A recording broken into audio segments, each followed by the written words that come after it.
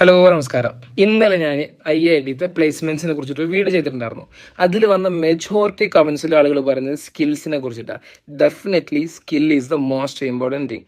നമുക്കറിയാം, ഞാൻ ചെറിയൊരു കണക്ക് പറഞ്ഞാൽ നിങ്ങൾക്ക് മനസ്സിലാവും. ഓരോ വർഷവും കേരളത്തിൽ 3 ലാക്ക് എബോവ് ആണ് കുട്ടികൾ ഗ്രാജുവേറ്റ്സ് ആയിട്ട് ഇറങ്ങുന്നത്, അതായത് ഡിഗ്രി എടുത്ത് ഇറങ്ങുന്നത്.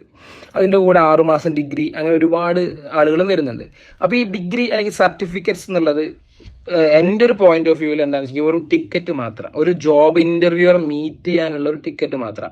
ആ ഇന്റർവ്യൂവർ നിങ്ങളെ ഹയർ ചെയ്യണമെന്ന്, നിങ്ങൾ സെലക്ട് ചെയ്യണമെന്നുണ്ടെങ്കിൽ നിങ്ങൾക്ക് എന്ന് പറഞ്ഞാൽ ഡെഫിനറ്റ്ലി സ്കിൽസ് വേണം.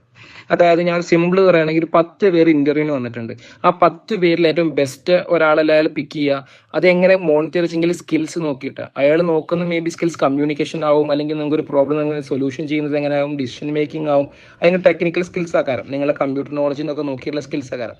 അപ്പോൾ നിങ്ങൾക്ക് ഇനിയുള്ള ഒരു കാലത്ത് ജോലി സെക്യൂർ ചെയ്യണമെന്നുണ്ടെങ്കിൽ നിങ്ങൾക്ക് എന്ത് വേണം, സ്കിൽസ് ഡെവലപ്മെന്റ് തന്നെ ചെയ്യണം.